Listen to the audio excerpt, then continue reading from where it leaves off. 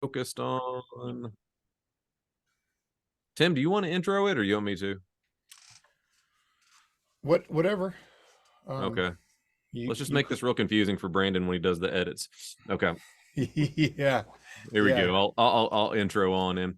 Welcome back Okay. to Eschatology Matters. I am Josh Howard, and I'm hosting today, joined by Tim Bashong. We have a special guest as well. But before we get over there, I want to remind you we have several upcoming things for Eschatology Matters. We want to encourage you, if you have not already, check out the website eschatologymatters.org, a sort of central hub for where we have all of our articles and video links, and also upcoming conference information. So if you did not see the conference information, September 8th and 9th, it will be in Topeka, Indiana. It's coming up quick. There are still tickets available, and I think there was also a deep promo code that was just shared online. So please check that out on the website. You can also check out our YouTube content as well as our audio content that's coming out, where you can find that on any podcast aggregator that you use. Be sure to like and subscribe to it to make sure you catch the content that continues to come out. But Tim, good to be back with you today, brother. You too, Josh. Good to see you, and good to meet you, Peter.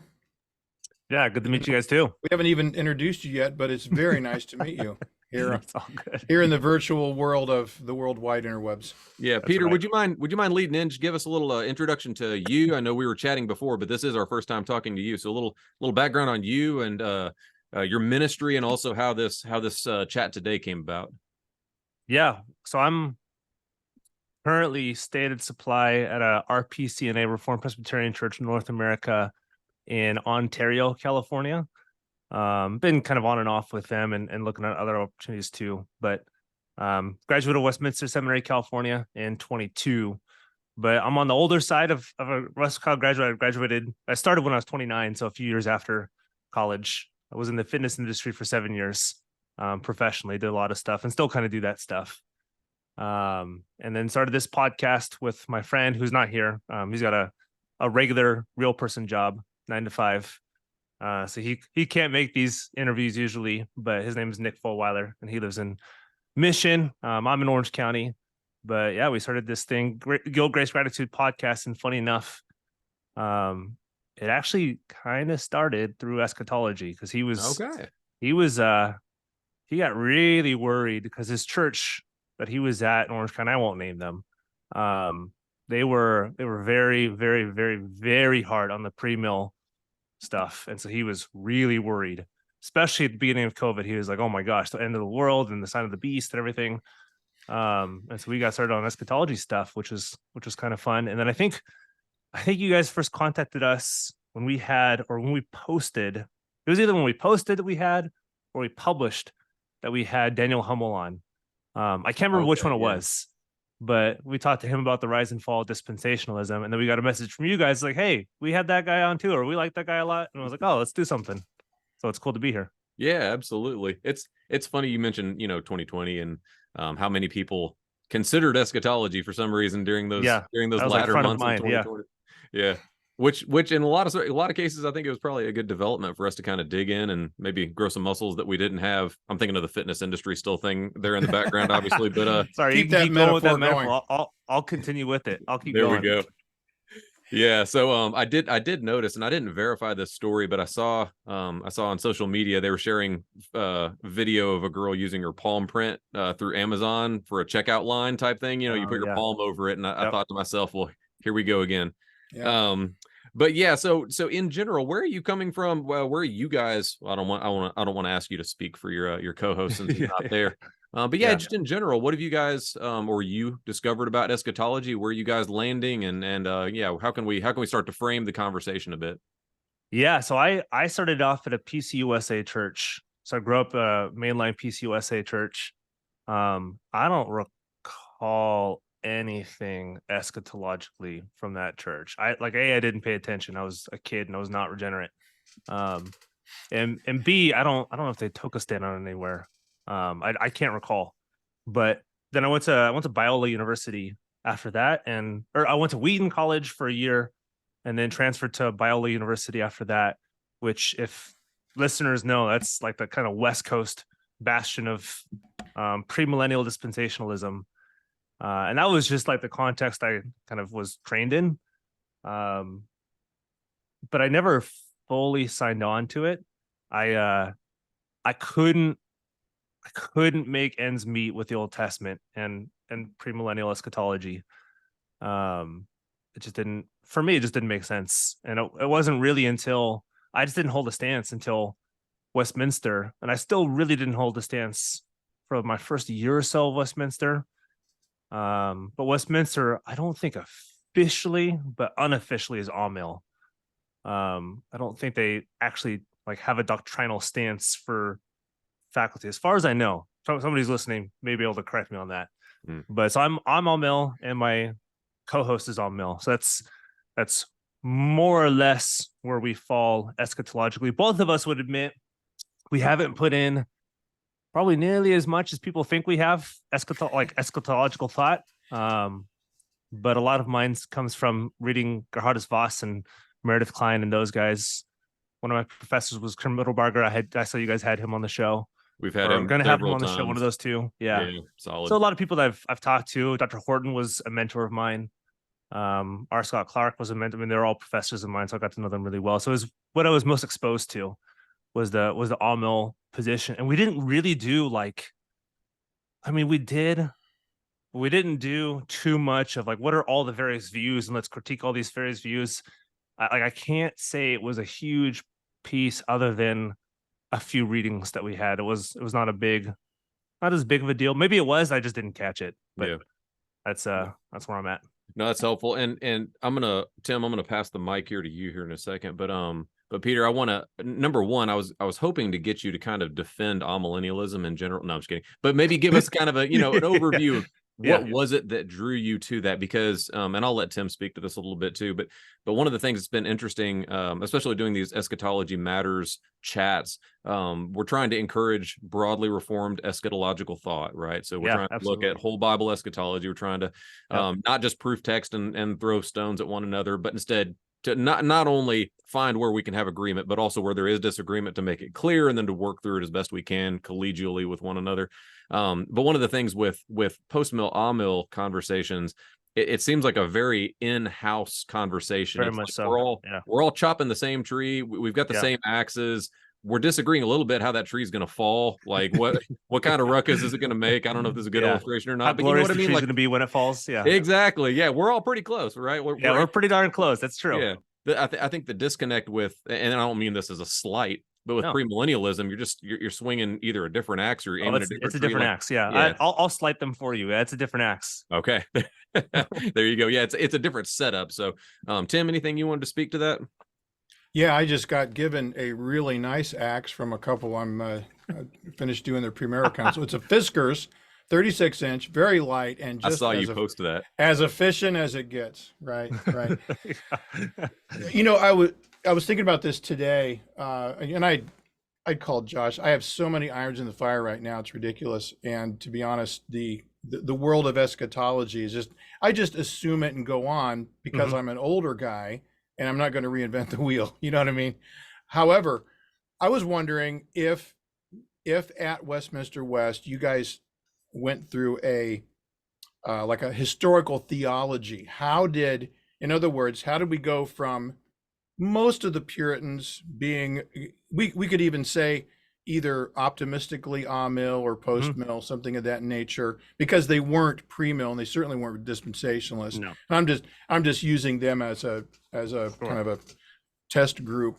How do we go from that to the bifurcation between amill and post-mill? Did you guys run through any of that stuff? Again, this might be because I loved Westminster, but I think all of us, if we're honest, we don't pay attention to everything that comes out of the teacher's mouth. What? Yeah. So that's shocker to those who are listening, but that's especially to your professors. Yes. Yeah. I'm sure my professors are really mad right now at me. Yeah. But that's, to be honest, I don't remember that much of them really going into, the eschatological changes. The only thing, so we dug pretty deep on Scottish covenanting of the 17th century. That's probably the closest we got to it. And that was our capstone church history class. It was the Reformation of modern church or something like that. Mm. So we talked about the Scottish covenanting, the Commonwealth a little bit, the whatever the document that ministers made with the church or with the Parliament of Scotland or whatever they're called. You can tell how much I know about this by me fumbling on it. So we talked about that a little bit, about the Puritans, not too much about where they fell, mill, post mill. We got more so into kind of Princetonian theology, like 1812 to like the founding of Westminster East, with Hodges, with Warfield, with Machen, and then how they received kind of the Reformed heritage, and then where that either split or kind of found a different expression in America. That's probably the closest we got to what you were talking about. Okay, So and that.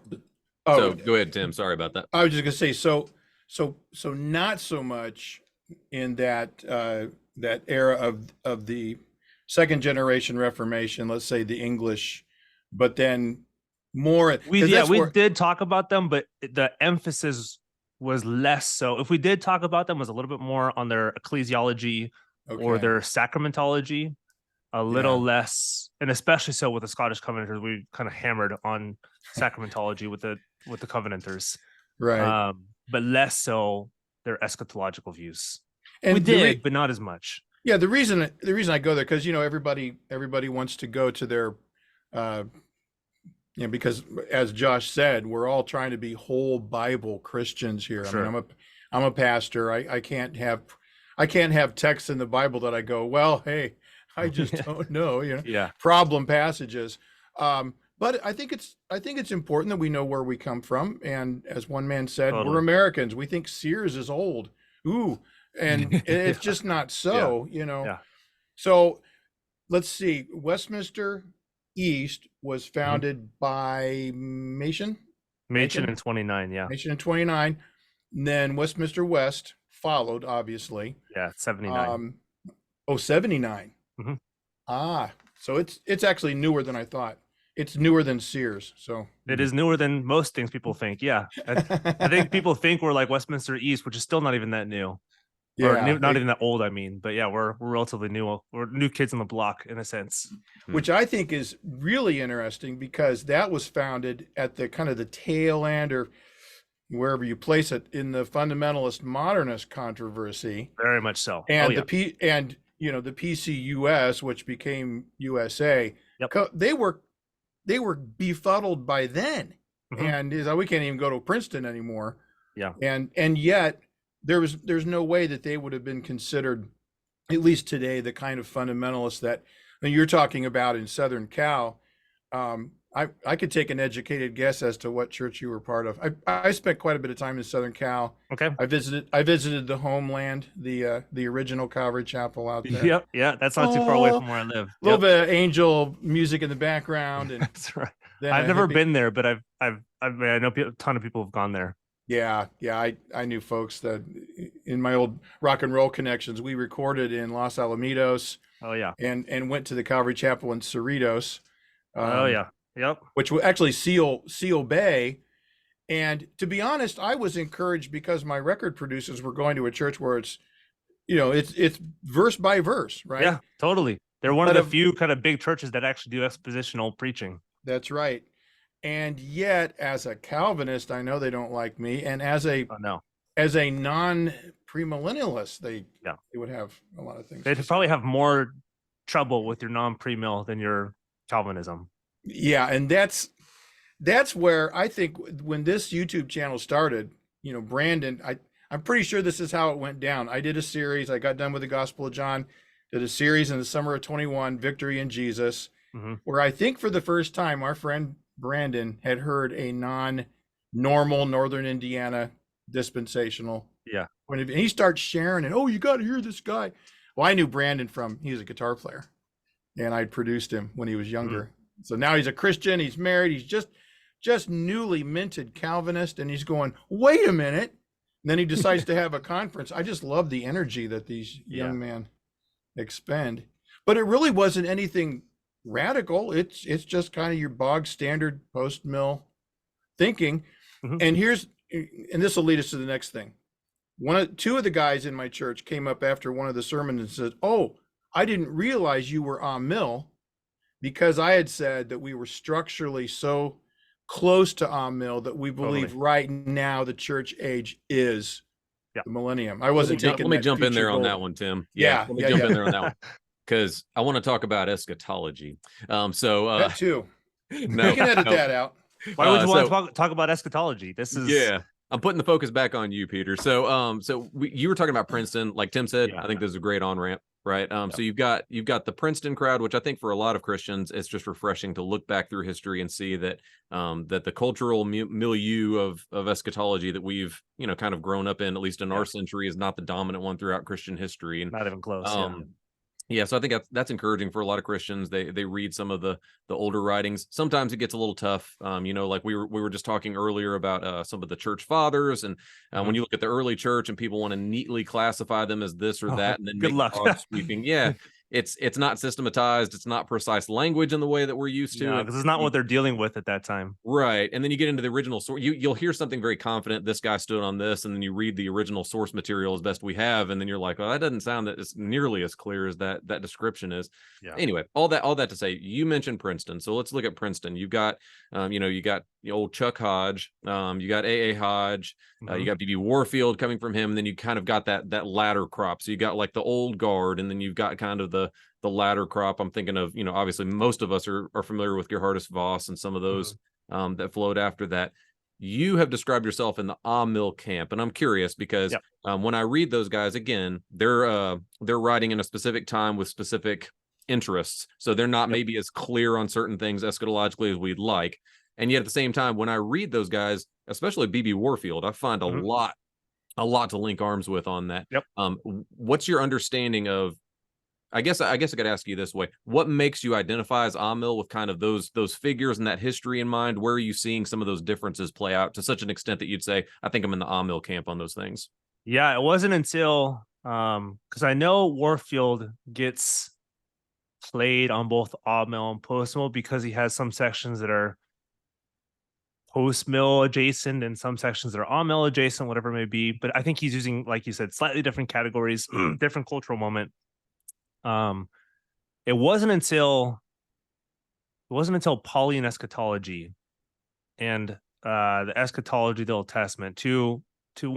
Eschatology of the Old Testament is a lesser known work from Voss. I think people are less familiar with that. Pauline eschatology, probably more familiar, but it's a tougher text. Right. Those were the clinchers for me for Amil. His understanding of the ages, of the upper and lower register, of his understanding of Peter's sermons and Acts, where he pulls from the Old Testament, how he pulls from the prophets, the latter prophets specifically, with the latter days, Kingdom of God. He's also got one on what's this called? I think I have to look this up, but it has Kingdom of God in the title, and I think it's his shortest book.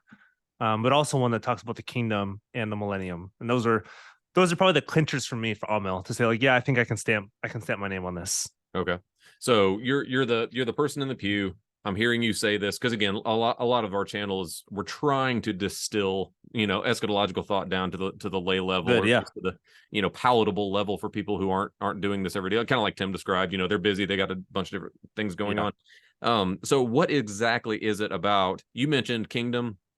You mentioned two-age model, for example. I think that's probably the primary thing people would know of Voss is the two-age model. What is it specifically you're describing there?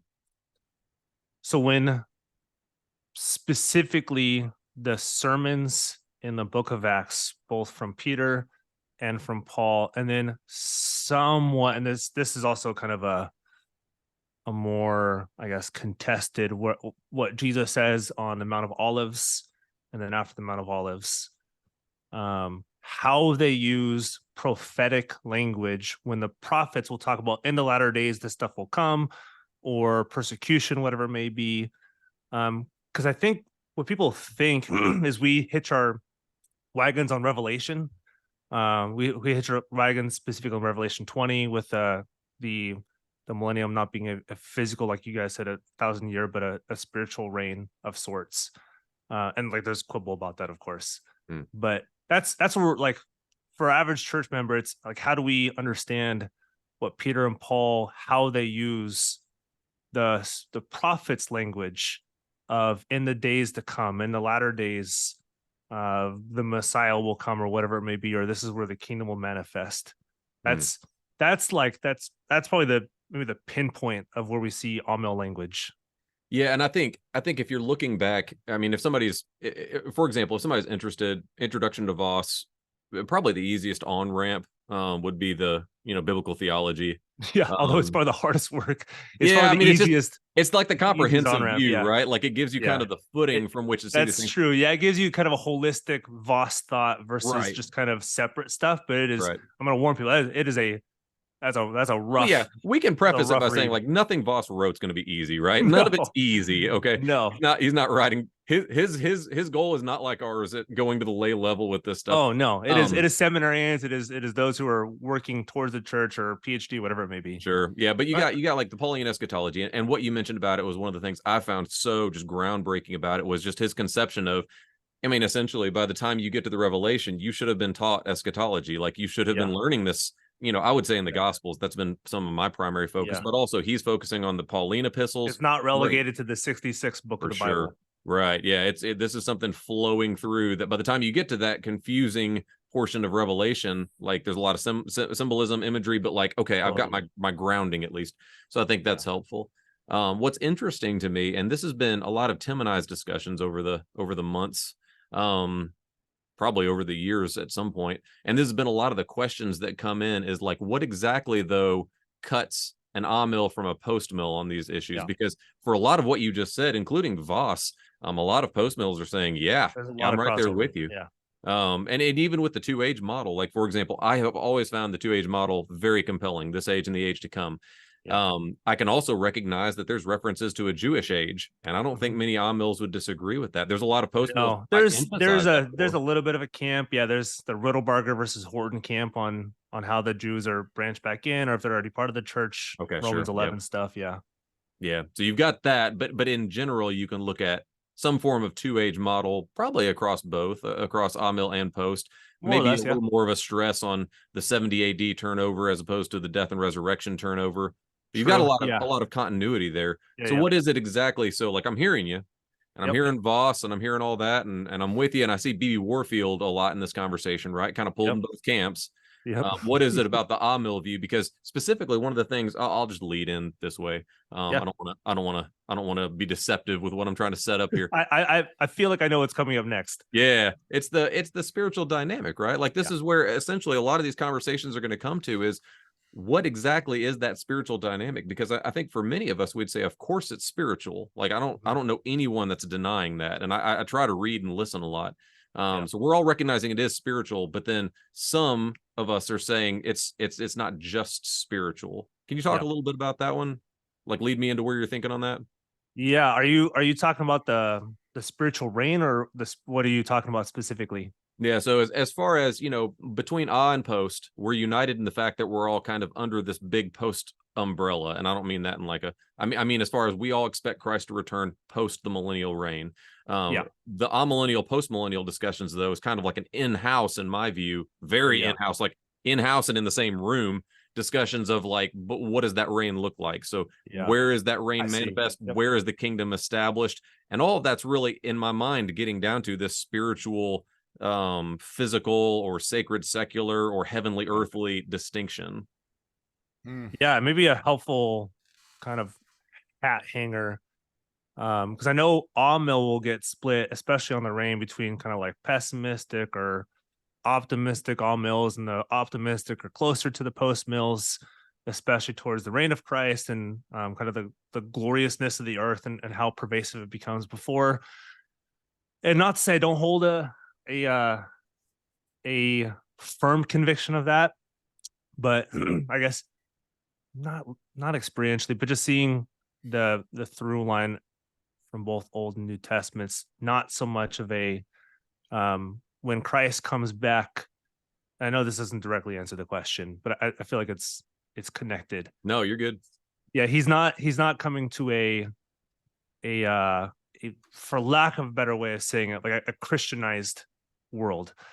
He's coming back to us still like, yeah, it's been up and down throughout the ages, which is I think where Amil tends to hang their cap versus maybe this is the Amil view or interpretation of post-mill as he comes back to a kind of a glorious kingdom that's already been made manifest on the earth in a more physical way than the Amil would see. It's more of a spiritual reign where the consummation of Christ's reign is not before he comes back. It's when he comes back, he establishes the new creation, not like, hey guys, good job. This is you guys did the work. Hopefully that helps, because I think it's something Amils have a harder time of speaking about the spiritual versus physicals. We can't really distinguish between both. We see the church as kind of the physical manifestation, the already not yet. It's here, but it's not yet consummated. Yeah. And that tension stays through redemptive history until Christ comes back the second time and takes in the fullness of his elects. Let me give an observation and a little bit of pushback there, Peter, because that's super helpful. So like the one thing, this is my observation. Yeah, it's very interesting. You're talking about kind of that flow through redemptive history, and I think it's a really good way of looking at it. I think for a lot of us, we would see Old Testament flow, and this is broad brushstrokes, but just stay with me. There's a spiritual and a physical component to the kingdom. And when I say physical component, I'm not talking about something as crass as like our hands. I'm talking about like there's society, there's laws, there's a kingdom, there's things you can look at, that sort of thing. Most of us would affirm that after Christ's return, that continues as well. Right. Yep. So like Christ returns and there is a spiritual and physical kingdom consummation. The push is like in the middle there has that changed? And again, I'm not trying to broad brushstroke that too much, but during this church period, church age, however you want to frame that, this interim between Christ's first and final coming, is this something in which that becomes a spiritual reality alone, or is there still a physical component? That's my observation. I think my pushback would be, and I don't want to mishear you on this one, Peter, because this is a friendly conversation, right? Like we're not. Yeah, and I'm not the representative. This is my no. Yeah, sure. No, I'm totally. Well, I thought you were it. Oh. Yeah, sorry to disappoint you guys. Yeah, I'm not the king of all mills. Well, no, you're. That's Keith, and you know what? This means we have to talk to other guys. That's right. That's right. Yeah, you got to talk. That's why all mills we can't put all the post mills in one camp, because that's not the. There's not just one view on some of this stuff. Yeah. Sure. Well, let me plead with you on this one thing, and this is my bit of pushback here. Sure. So you mentioned, and I don't want to mishear you, but you were mentioning with Christ returning that I can't remember the way you phrased it, but essentially kind of the post-mill conception is that Christ returns and everything is good. Like we have brought this whole thing to bear. It's all good. It's established. That's at least the conception that we have. Okay. Yeah. And that's the thing, is that has been a predominant conception. I've heard that from, distinguished scholars, men who are much more, brilliant and well-established than I am, is that Christ just essentially waltzes down here and we've all got it taken care of. I would just say there's probably that guy out there. And I think a lot of the golden age language, this is just Josh speaking, a lot of the golden age language in my mind paints that picture to maybe somebody not got. I think that's what we see, and we make that connection. Yeah, I get that.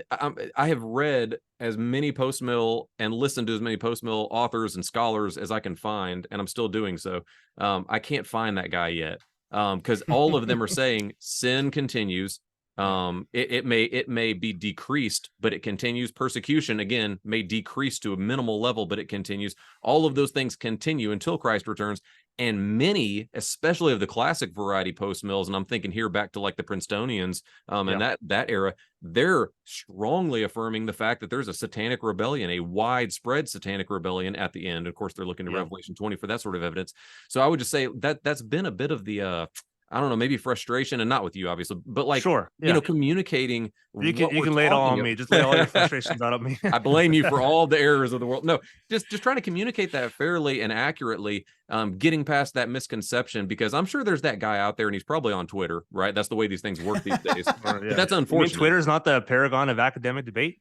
I hope not, because we're in trouble if that's the case. But, but does that make sense, what I'm getting at? That does make sense. Yeah, and that's that's where I think sometimes, how do I say this? Because I know, again, I'm not the world's foremost scholar on either of them, but at least the impression I get is sometimes people want to make such a hard break between these two camps that they have to be saying completely opposite things, that post-mill is just the glorious reign of the church and it kind of dominates over all things. Sin is basically no more. Amil is like, oh, we just kind of don't care. And it's whatever happens. If the government gets corrupt, and the government's corrupt, or whatever it is, and we're just gonna kind of hold back. And I think, again, with the social media stuff, these things get so radicalized that it does seem like there's a longer bridge to gap than I think that there really is. Yeah, and I feel like there's been a lot of maybe bridge building or consensus. I mean, we had we've mentioned it several times. We had a chat with Keith Matheson several months back. That was kind of part of his hope, I think, is the way I could describe it, is that we're having a little bit of this consensus making within Reformed eschatology, and I pray that's the case. I think it's the outworking. If I'm shooting from the hip here a bit, but when I'm thinking of, like, you were describing people maybe missing each other's arguments, or maybe making a bigger hole or a bigger chasm between the two of us than there are. I think a lot of that comes out in the application thereof. So, like, whether Christ is returning to a predominantly triumphant and victorious church in this world versus whether Christ returns to redeem a victorious and yet shrinking in influence in this world church, the militant few that are holding out, that sort of thing. That sounds like not a huge chasm, but it starts to come in where, should we then expect those promises in Scripture to be fulfilled as we can see them? So, like, when Christ calls us to disciple the nations, should we expect that to happen? Should we be united in that effort? Should we be content maybe when that doesn't seem to be occurring? Those sort of things, and a lot of it, unfortunately, and I don't want to derail us, it also plays into some of those continuity issues with God's law, how we approach the nations as national entities, all of those sorts of things that get very tricky and very in the weeds. And yet, to me, that's what flows out of these conversations and causes some of the maybe the angst on both sides of the issue. Does that make sense? Yeah. No, that does make sense. Yeah, I think that's maybe a more helpful way of describing this. Yeah, it's how does God's law, that you can call them two tables or moral, whatever it is, how does that apply to society? And then, what does he mean when he says disciple the nations? Whose job is that? Where does the church play into that? How do all these things relate? Yep. Yeah, and that's where, a lot of people will push back on this whole conversation and say, okay, so you got, let's just say, optimistic Amil, because if you're like, well, anyway, I don't want to say it. So let's just say optimistic Amil and kind of a moderate post-mill, classical post-mill. Like, there's, oh my word, there's sometimes indistinguishable, right? There's a lot of overlap there, but it really comes down to, for me, a lot of the compelling passages, and I've kind of floated some of these out on social media to varying degrees of receptance, but or reception rather. But when Christ teaches us to pray, "My kingdom come, my will be done on earth as it is in heaven," like, what does that mean? How do we flesh that out? And that's not inconsequential hair splitting for the Christian. That's really important. This is the prayer that Christ taught us to pray. So, like, what I understand of that prayer really, really matters. Or when he calls us, as I mentioned, in the Great Commission to go and disciple the nations, what does that look like? What is the content of our discipling? Who are these nations? That's where the rubber meets the road. And that's where I feel that these divisions between these camps that are very much in the same room at the same table holding hands on many issues, that's where some of the divide happens. I think so. I think you're right. Tim, so what are your thoughts, brother? Yeah, I was thinking that's a lot of good stuff right there. And frankly, I think that is where I think some of the nature grace confusion, dualism can take place. I taught a series a long time ago, and it was based on somebody else's stuff, but it was that Niebuhr model, how Christians interact with the world around them. Yeah, the 5 model thing, I think. Yeah. Christ and culture.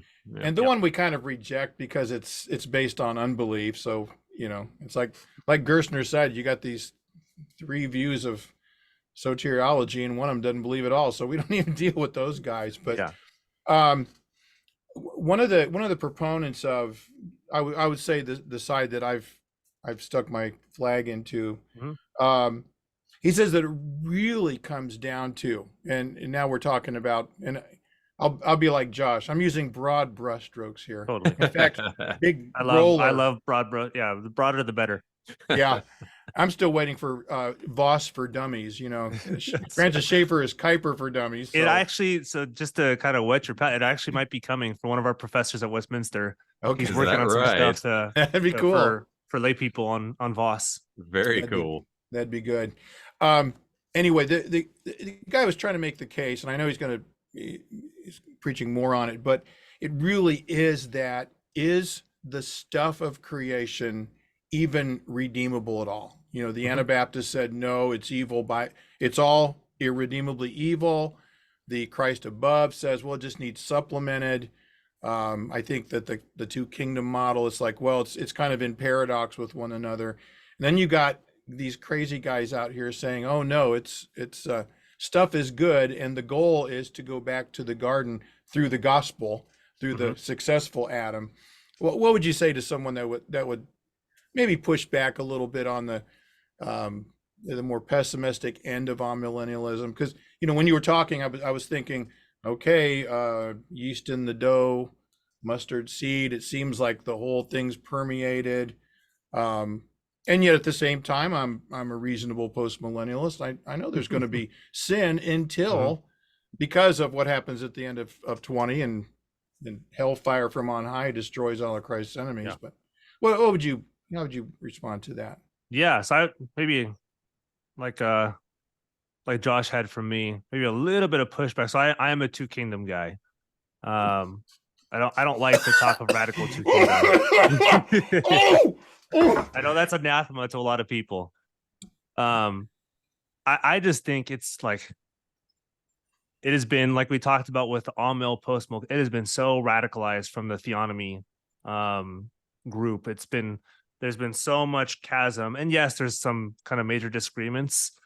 But I do think there's some agreements in some places, but it's kind of like, how do you distinguish unless you have like huge distinguishing factors in them? And let me give you an example real quick. Sure. Because I was thinking about this. I've just recently, and I'm not a Twitter hound. Josh, you can back me up. I'm not on there all the time or whatever. When I do, I get in, I get out. That's it. You know, bang. That's good. I wish I was more like that. Well, I'm a Twittiot, so. I wish I was a Twittiot or an Exiot, whatever it's called now. No, I'm an expert on Facebook. That's horrible. Okay. I haven't been on Facebook in years. I have no idea. I know. Everyone says their parents. Yeah. So I was reading some quotes recently from Daryl Hart, from Michael Horton, and look, I don't know these guys, and I benefited greatly from especially Horton and the White Horse. I think I know what you're about to say. I think I know which quotes these are.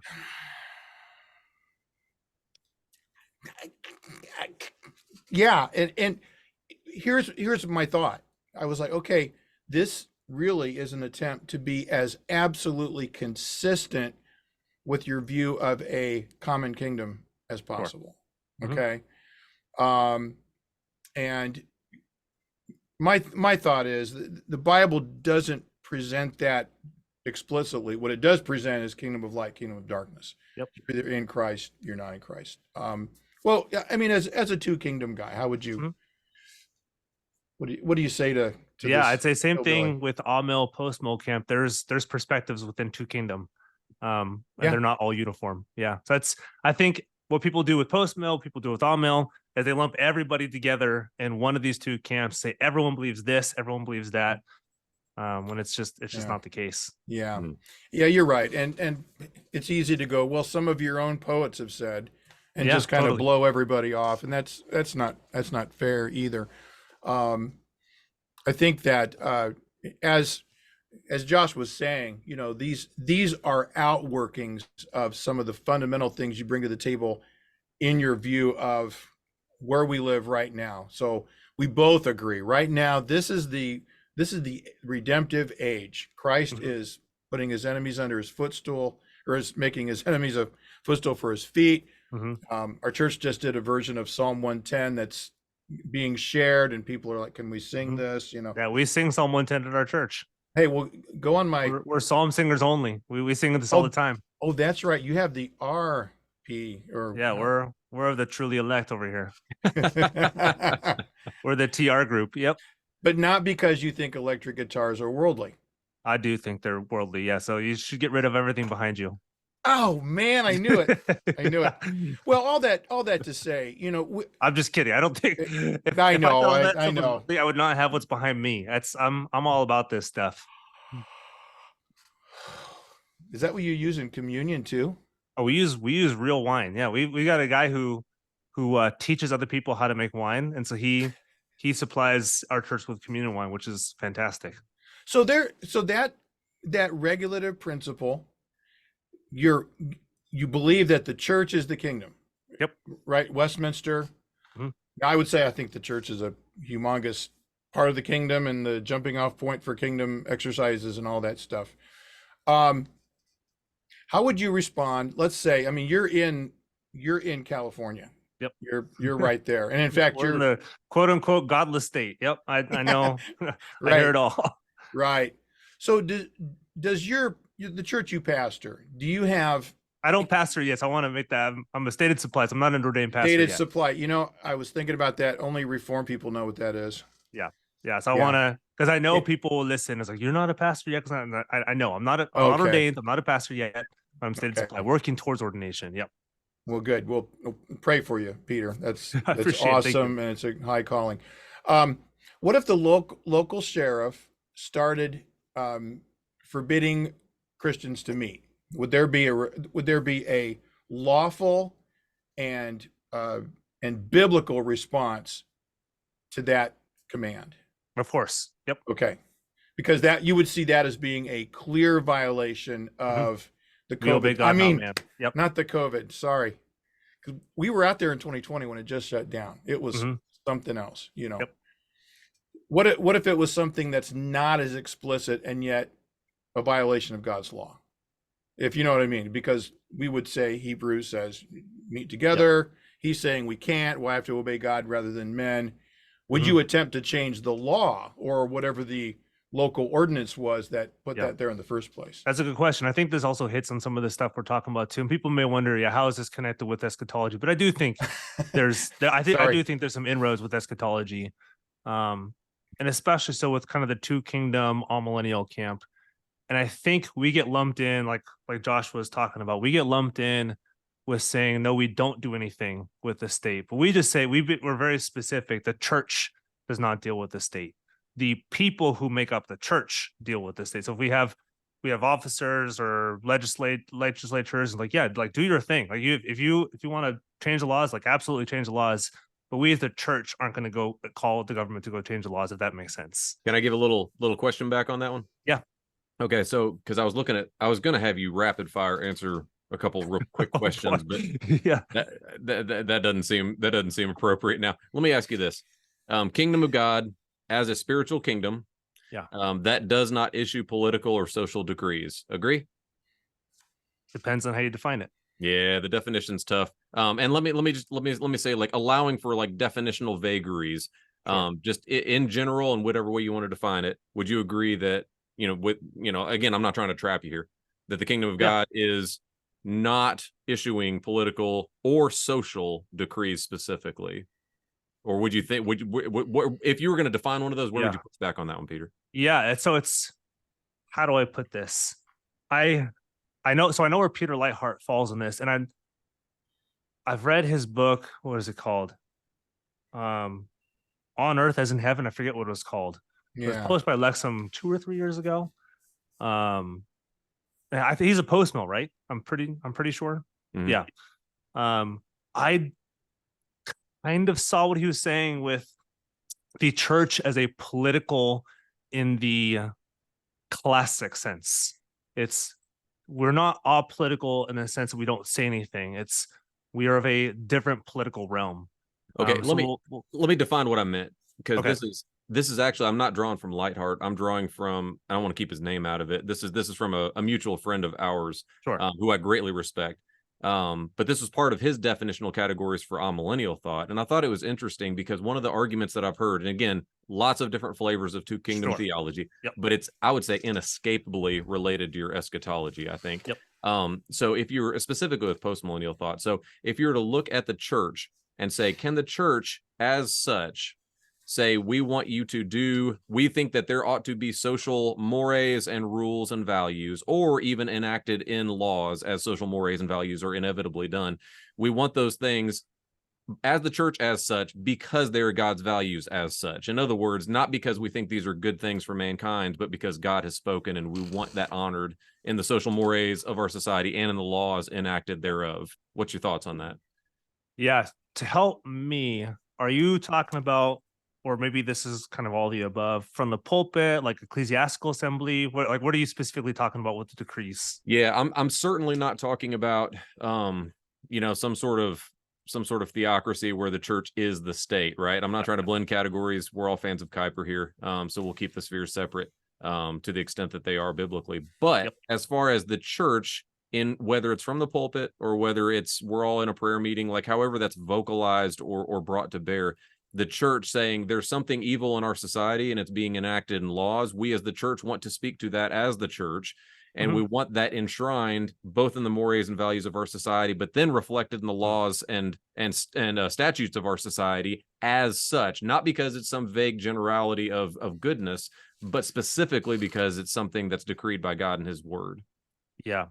I see what, and this may be a letdown to people. So first and foremost, the church exists to proclaim the gospel. So these are not to say that they don't matter, but like tertiary matter. Of course they matter because we're still in this realm. We're still not glorified yet. So of course this stuff still matters. So first and foremost, towards proclaiming the gospel. And I think these things are related to the gospel message, the law and the gospel message. And I think, an all-male, two-kingdom person, me, I guess, interpreted perspective-wise, like I have no problem, like abortion's wrong. I mean, kind of a whole, like LGBTQ plus issues that's wrong. Like there's stuff that like I can just call like this is immoral, this is against God's law. Where we, how do I say this? Where we cut the line is the church as church, according to our mission, is not the one called to engage with civil government doing this, but I think people will just stop there. And that's not where I stop. And I think that's not where a good, consistent 2K for we're saying we then, if you're a member of the church, like go for it. Please go change this stuff.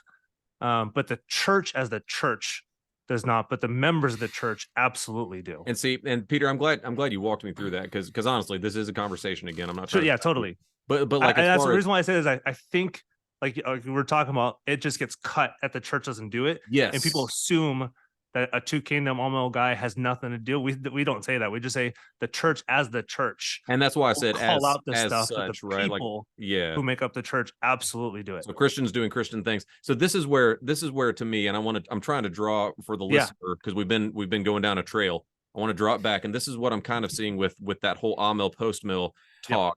Is on the one hand, one of the straw men against post-millennial thought is you want to force religious beliefs on people without actual heart conversions, right?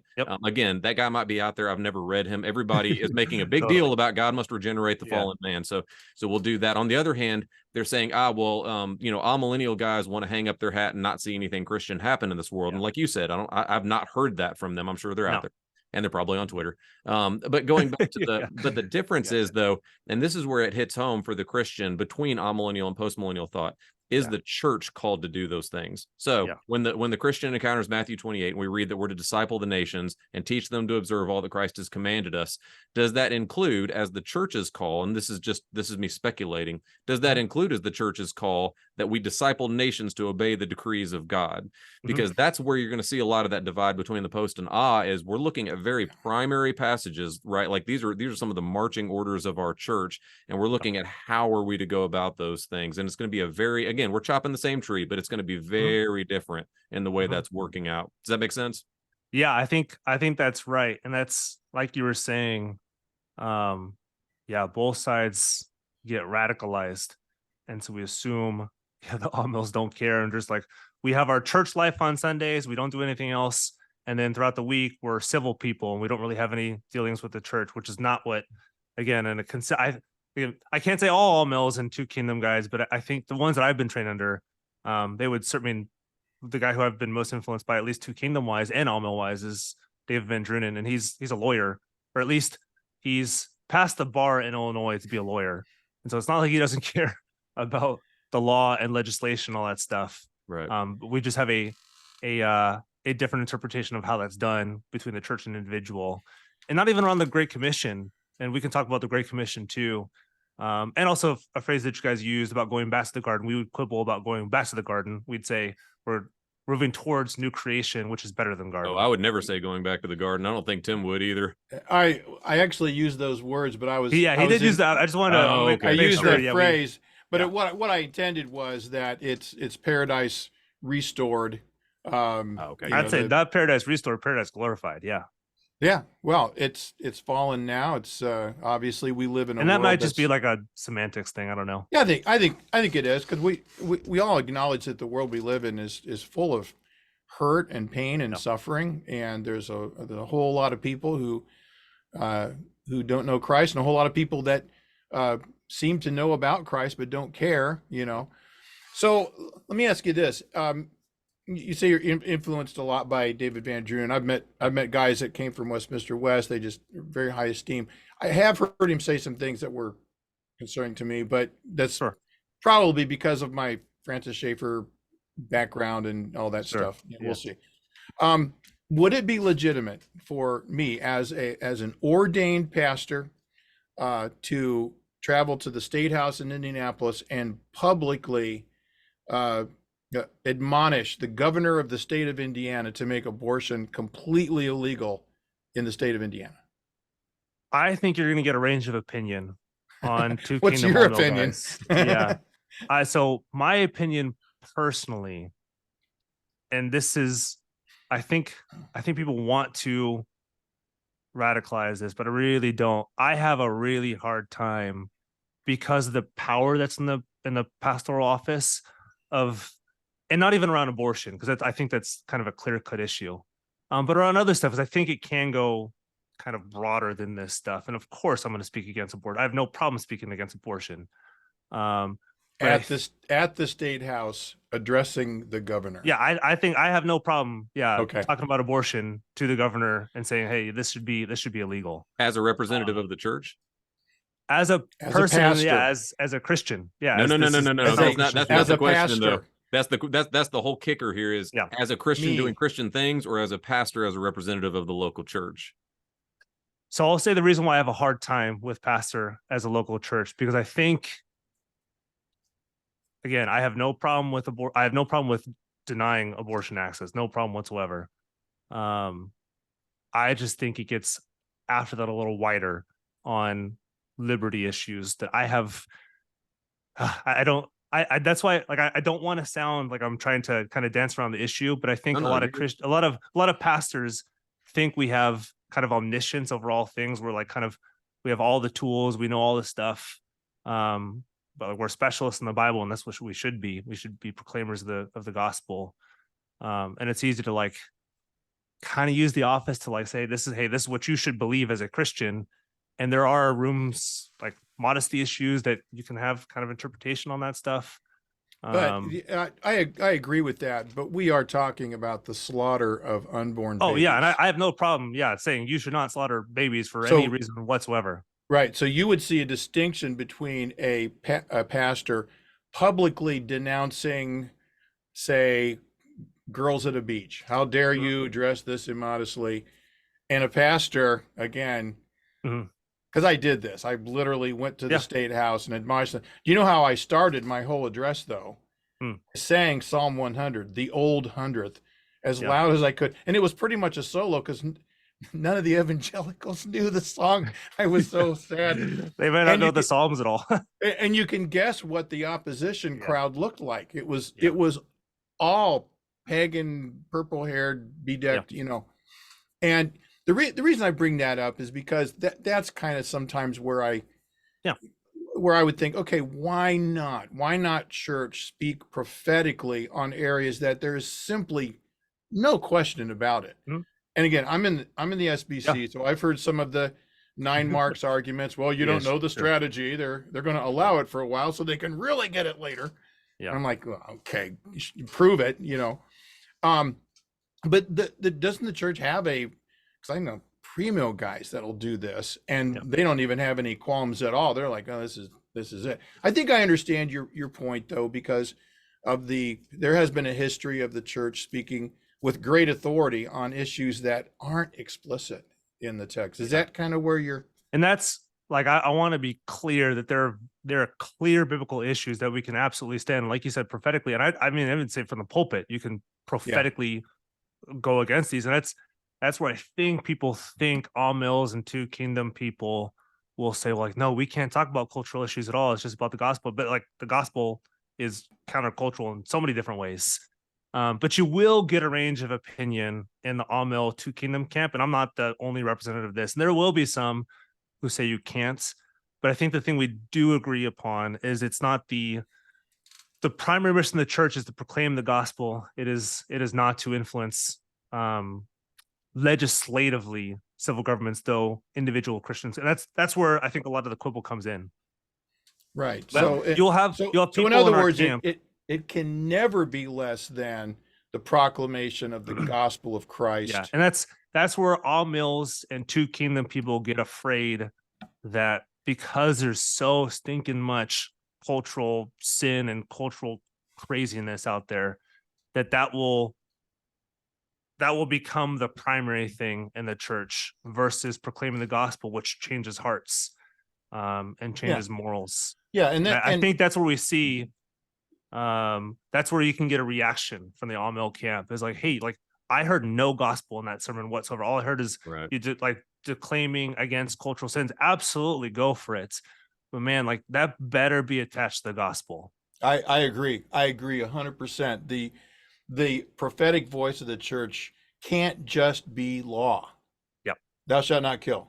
Thou shalt not commit adultery. I think that's where you get a lot of pushback, and you'll see that in social media and stuff. And that's where post mills or anybody who's not two kingdom will look at two kingdom and like, oh, they can't talk about cultures. I think that's because we tend to see what happens on this stuff, and it's like, where's the gospel in all this? Well, and to be fair, there have been quite a few R2K guys who said weird stuff, and we went, "What?"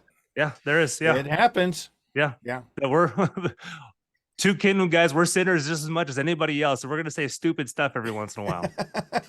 There's no question. I'm not, I just did. I don't try to. You will find nobody. I'm sure people don't defend like my quote unquote tribe or group. We are not infallible, and we do stupid stuff. And we say stupid stuff that we shouldn't say. Let me ask one more, because I know do you have time for another one? Whatever you want to do. Yeah. Fantastic. Okay. I know we're running on a little bit long, but I'm game if you are. So this is one, and again, this is in the spirit of friendly conversation, everything like that, because we could keep running down that road, honestly, like for a little while. No, this is good. I like this kind of conversation. This is good. That's interesting. But this is one I wanted to sneak in, and it's not unrelated. It is the concomitant or the simultaneous growth of both evil and good in the world. So I've often heard this articulated, and I'm not just thinking of one author. This is from several amillennial authors who, again, I love and respect. And yet they'll speak of evil growing alongside good growing. And I was going to ask you just to kind of like weigh in. Let me know what your thoughts are on that. I'll put my cards on the table. That's a hard one for me to wrap my head around. In any real sense. So like if we were to think of some, if you were to think of some, pagan country out in the wastes of the, far corners of the world, and then we're summoning missionaries together to go and spread the gospel, and we're hearing reports back, and they say, yeah, it's been incredible. The church is exploding. Men and women are being saved left and right. It's incredible, and it has gotten so much darker too. That would sound really weird. Like maybe if they were to say, the forces of darkness are really mad at us, like the witch doctor in the town, they're really hacked off. Like I've heard those stories from missionaries quite frequently, right? Like the ones that are there that are of the forces of like very clearly against God, they get really mad when they start seeing the work of God in his kingdom. But we're not talking about that. We're talking about an actual increase in evil alongside an increase in good. What's your take on that? Yeah, that's a hard one to answer. Okay. That's not to say, like, shoot, would I love to see good abound in this world before Christ? Like, heck yeah. I would love to see Christian morals, everything abound, and there's nothing more I think an Amil or like a Christian wouldn't want. I don't think that's just on Amil camp. That's everybody. Maybe it's just hard to like quantify more good versus more evil. And even with the gospel going forth, us as Christians, and this is not to say we're evil, but like we're still going to sin throughout our lives. It's not like the good in our life is going to kind of increase above the evil in our life. Let me give you an example of what I'm talking about too, because maybe this will help a little bit. I've struggled with this one. I have friends in both camps, right? Amil and post mill. And I'm trying to be sensitive and not straw man. But there's a frequent kind of refrain from the Amil camp that they're being mischaracterized by a pessimistic eschatology versus an optimistic eschatology, sure. Or an eschatology of defeat versus an eschatology of victory. Those sort of things. This is, and I understand the pushback because we're all Christians. We all recognize Christ is going to be victorious in the end. So in that sense, we're all proclaiming victory. But like if you looked back and David goes out. Well, I mean, Israel against Ai. We were just, walking through this one in church. They go out, they go against a city, they get absolutely spanked on the battlefield. They lose a bunch of guys, and they run home crying. And they're like, "Lord, we got to repent." Was that a defeat? Well, yeah, it was clearly a defeat. Now, are they defeated in general, like in the grand redemptive historical sense? Well, no, they're God's people, and God will triumph. We all agree on that. But we're saying they lost, and they were going to keep losing that battle as long as they stayed on the field. I think that's what's difficult with this conversation sometimes, is because it seems like the pushback says, no, the church is victorious. We're just going to see evil increase and increase and increase. And I'm just saying, like, when we look around, will the church be tangibly in any way that's measurable, and I mean spiritually even, victorious in this world? I think it's a fair line to draw. Yeah. And I'm just curious your thoughts on it. Yeah. I think the only thing I can think of is that's going to wax and wane. At least for my understanding, it's going to wax and wane throughout history. I mean, you'll see. I mean, I've seen maybe more experientially post-mill thought kind of tick up since COVID. Some of these things, I think, they respond to whatever's going on in culture, and this is us in America versus those who are in China, those who are in Russia, those who are in persecuted countries. And this is not to me to say I'm not proud to be an American. I'm totally proud to be an American, but I tend to think we just have such a focus on American eschatology that we forget about our brothers and sisters across the sea, where they're if you're in a persecuted country, absolutely you want good to triumph over evil because you're being killed and your friends are being killed and your family is being killed. You would love if God's love and the gospel abound and the church is triumphant over evil. You would love that stuff. And if you're in America and maybe post World War II, 40s till 80s or 90s, maybe a little bit after the sexual revolution, you are kind of within the dominant group, and your Christian values did abound. Except in the universities, the pagans absolutely took over the seat of learning. I was just thinking about this. I don't mean totally. I do mean interrupt because I'm interrupting. But between the we bombed all of our competition out of existence and then helped them rebuild. Yep. I mean, we're America. We're not completely bad, right? Yeah.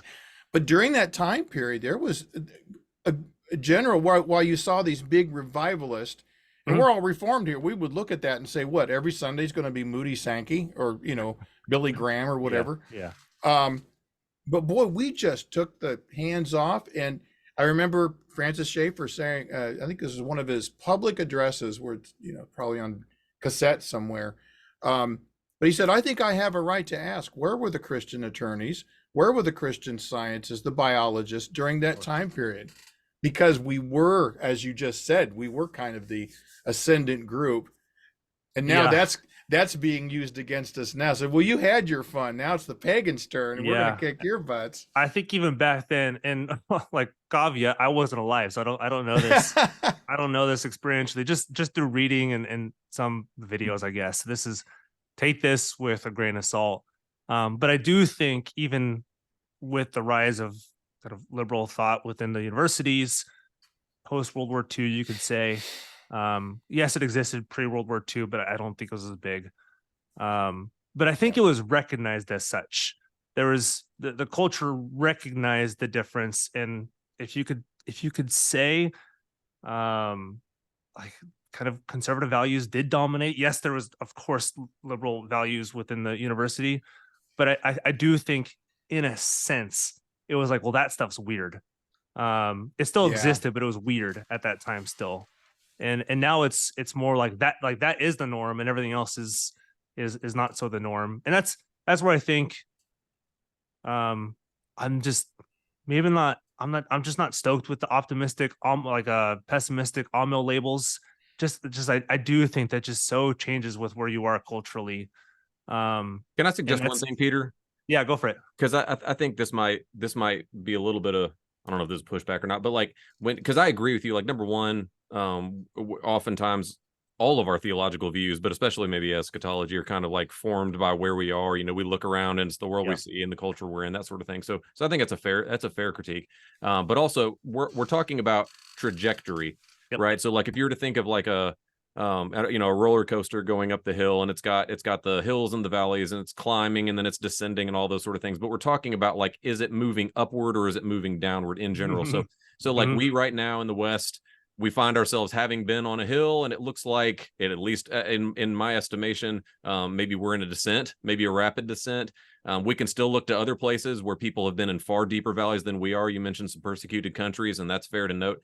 But at the same time, we're not talking about those. I'm thinking toward, like, if God is pleased to give me grandchildren, or even when I'm discipling my children, what sort of story am I telling them? And I'm not saying that one has to be wrong because it's not as rosy sounding, but am I saying God is accomplishing something that's going to have hills and valleys, but it's really kind of a descending slope where the church is going to be more and more persecuted toward the end? We should be okay with that. We're going to rally the troops. God's going to save us. That sort of story. Or can I walk them through scripture and show them that it is, again, hills and valleys? You may be in a hill or a valley, but it's a trajectory that is going upward, and we can see that throughout scripture, but we can also see promises that tell us that is the course of things. Would that be a fair pushback on that? Because I'm agreeing with you that, like, sometimes we find ourselves descending, but that's not, I hope, a momentary descent of 20, 30, 40 years. I hope no Christian is anchoring their biblical hope based on that, but I assume we probably are more than I think. Yeah. And I think this is where I think all of our critiques will go on the pre-mill camp, is you have the Bible in one hand, a newspaper in the other hand. And I think even all mills and post mills will relatively do the same thing. We'll have the Bible in one hand, a newspaper in the other hand, and say cultural ills are this. We got to kind of push back. We're pessimistic right now. We got to be optimistic for the future because these cultural things are coming in. Or even like the ups, like that's still a relatively cultural thing, and you can see in the Bible, you cannot see in the Bible. I'm not quibbling against that. I have a hard time looking at the Bible and seeing either A, is persecution going to increase, or is persecution going to, I can still see that hill going up and down throughout history. I couldn't tell you if I think the Bible. I just don't think the Bible. For me, the Bible is not clear that it's going to be this consistent upswing of a hill. It'll be that undulating, but that's when I talked. I don't have children. I've been married for 6 years. We haven't been blessed with children yet. But if I were to talk to kids, and again, this is not me with experience, but I would put my hope and trust in them and say, hey, the gospel is going to win out. Do I think that means persecution is going to increase or decrease? I hope it's going to decrease. I hope it decreases. Do I know that for sure? No, because like Satan is on a rein. He's on a leash. I just preached through John 13, 1 through 30, which is when Christ gives the morsel of bread, dips it, and gives to Judas when Satan, he gives Satan an opportunity to go enter into Judas and to crucify him when he resurrects. But like, he's got Satan on a leash. So it's not like when persecution increases, that means he's losing. That just means for that time being, he's not his ruler, but God has allowed this to affect the church for his glorious purposes, whatever those may be. That's why I'm not huge on the pessimistic, optimistic, and maybe just I haven't read enough of this stuff. No, and that's fair not to let that just kind of be like a, pejorative label, and I don't mean it as such. I hope you didn't take it as such. But you brought up Satan, and so I'll feel free to just jump on that just for a second. But that to me would be a good question then, is if Christ says, there's an evil ruler, he's been prowling all around this place. He used to march into heaven and accuse Job, and there he is pointing at Joshua. But now he's defeated. Now he's cast out. And I know we're all in agreement here. Again, this is an in-house, in-room conversation. So Satan's not only been cast down, he's been bound up. Christ said, I tied him up, I took his house, and now I'm doing what I want to with it. It was always my house, but he was squatting. But now he's tied up, and I'm going to set things right. I think it would be a good conversation to have. And again, we're totally running out of time today. But if we were to have more time to talk at some point in the future, I think it'd be a good question. Should you expect results from that? In other words, if Christ has restrained that evil old serpent, and he's taken his house and he's setting it in order, can we expect that house to look more and more like Christ's house and not the serpent's house? If I can just provide a quick little answer, and this is in a general broad brush, the Amil, we would say absolutely that still has results with the gospel going forth to the nations, the church proclaiming the gospel, the church proclaiming that Christ is victory over the grave. That will increase, I think, because people are going to increase. That's like the gospel message is still going to increase. We just don't think that has anything to do with persecution. Satan still has a foothold in this world, and he's still going to persecute the church, whether that increases or decreases. That's not in an inverse or proverse or whatever relationship to the gospel going forth. That is because that's getting back though to the whole light dark increasing alongside one another, right? So like to me. And I mean, if anything, when the gospel goes out further, we think persecution goes up.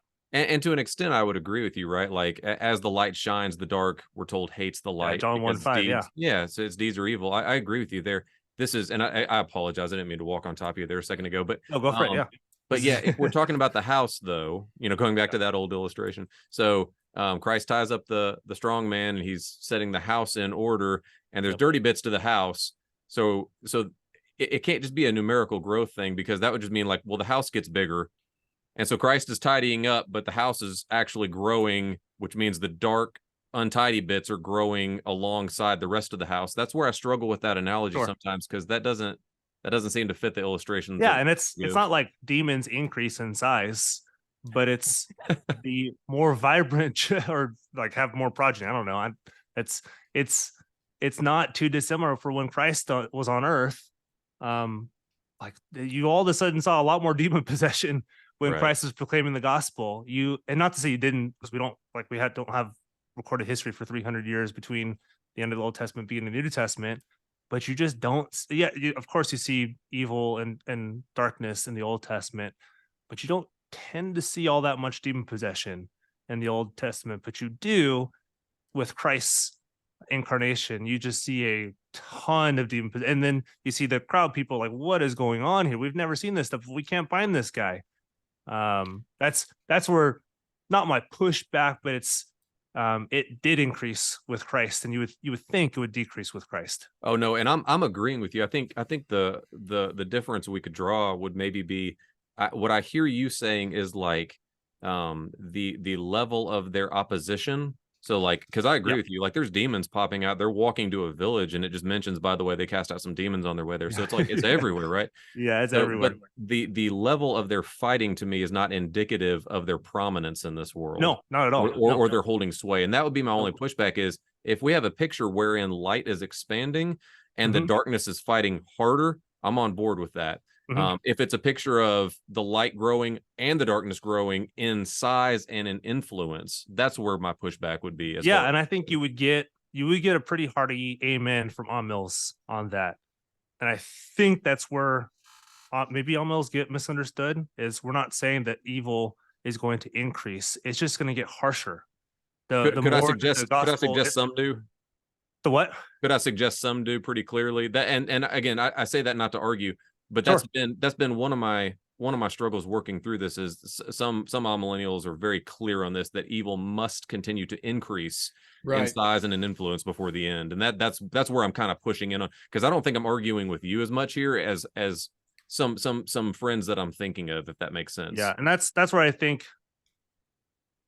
you get some reactionary stuff on both sides. The amills react against post-mills, and post-mills react against amills. Fair. And it tends to be less of a biblically saturated discussion than a, I heard this came from your camp, let me respond to this thing that I heard that came from your camp. That was one of the first sermons I heard from an Amill perspective, and it was at the time I was still equating, dispensational premillennialism with literal interpretation of the Bible. Still in that camp. Yep. The guy basically said, well, what you're going to see throughout the rest of history is salvo, salvo, salvo, salvo, boom, boom, all the way up until Christ returns. And so, thinking about that from rather, I think what Josh was getting at earlier is that we would see it more as a slow but steady increase with hiccups on the way, if I could illustrate it that way. Sure. If you're going to, if you put it on a graph, where it's not an equal growth of the kingdom of darkness, but rather the more the kingdom of light expands, the more angry they become, the more desperate, just like a cornered animal will lash out, even though it's doomed. Just like Nazi Germany, after D-Day, it was about a year of hard slogging before they finally surrendered. And it seemed like at different times in that, at the end of the war, that they might even win. Battle of the Bulge was that was shocking to the American generals at the time, and yet the push was inexorable.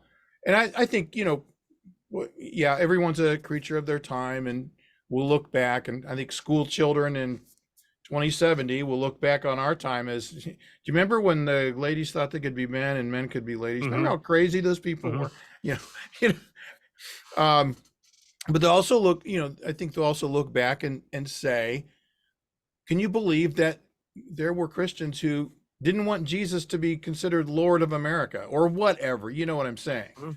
I think some of this obviously flows from whether we believe that the gospel is going to succeed in discipling the nations, in the sense of nations obeying everything Jesus commanded, which of course we would say it goes back to all the Bible. But anyway, just my insertion there. Totally. Now, Peter, we've been going a while, so I don't want to keep you held up all day, but this is fun, man, and I would love to talk more because it's helpful, and I hope it's helpful to those who are listening. I hope so too. As I said, this is not just me placating anybody. Like, we're at the same table here. We are. Yeah. We're so close. And we're just trying to understand the Bible better. And sometimes, like you said, like you brought up several times, we don't want to talk past one another. We don't want to, straw man one another. But we do want the differences. If there's a difference, let's make it clear. Let's make sure we understand the other side. Oh, I think people definitely know the difference between our camps. Yeah, but that's like you were saying. Gosh, we spend so stinking much time arguing with each other, and there's a world out there to go evangelize. Fair enough. And I think we get, rightfully so, we get stuck in these debates, and we should debate because, like, I guess there is a right and wrong in this. Not I guess there is a right and wrong in this, and we'll know. But it could devolve into how many angels can dance on the head of a pin. Yeah, that's what I like. I so stinking fear that stuff, and we spend so much time on social media bashing each other. And you're like, that's great that we're talking about this, but like, what about your neighbor? Like, are you talking to your neighbor about the gospel? We know our neighbors super well. I'm not saying I'm like the guy to emulate on this stuff. But yeah, like you said, Josh, this is it's an in-house debate. Keep debating it, keep sharpening each other, because this goes back to the word. But like, maybe I'm just a simple dude. I'm like, I love the gospel and I want the gospel to be known. And if the gospel were known by everybody on the planet, like, praise God. But that's the eschatology, not for me to figure out. That's for the Lord to figure out. For sure. I think the eschatology should, if it's not putting fire to your feet, then there's something wrong with it, right? Like, this should be something that makes us love God and then proclaim him more. This is, if we find ourselves in an armchair, smoking our pipe and talking nothing but debates with brothers, whatever it is, whether it's eschatology, totally. Not good. You mentioned social media. Where are you at, brother? Where can people keep up with you? Are you on X? Is it X now? Yeah. So I personally, I'm not on social media. I won't have any social media. That's not like a moral thing. I can't do it. But our podcast has it. So Guilt Grace Pod. My co-host has a social media. and are fully. I think that's his tag. But we're on Instagram, we're on Twitter, X. I can't call it X. It's Twitter. Yeah, So I agree. we're on Twitter, and I think we're on Facebook. We don't do anything on Facebook, and we're on YouTube. And I think our tag on YouTube is Guilt Grace Pod. So yeah, if people want to find us, we're there. But if you see a post on those, it's probably me, but I don't make it known that it's me. Perfect. Yep, I just looked it up. It is Guilt Grace Pod. So check that out. And I think we're cross posting this little chat. Yep. But I would love to follow up sometime, Peter. Maybe Absolutely. we can Yeah, this has been good. Yeah, maybe we can rope your co-host in and we'll all be talking on top of one another. That'd be great. This will be fun. Yeah, I wish more conversations went like this, where we can gather around the gospel and talk about the gospel and implications it has for church, for society, for all this stuff. Yeah, absolutely. Well, let me go ahead and wrap it up. Josh Howard with my co-host Tim Bashong. Want to thank Peter and check out Guilt Grace Pod and listen to some of their podcasts. But Peter, thanks so much for joining us today, brother. Yeah, of course. Thanks for inviting me. And yeah, it's a pleasure to do this, and we'll see how it does.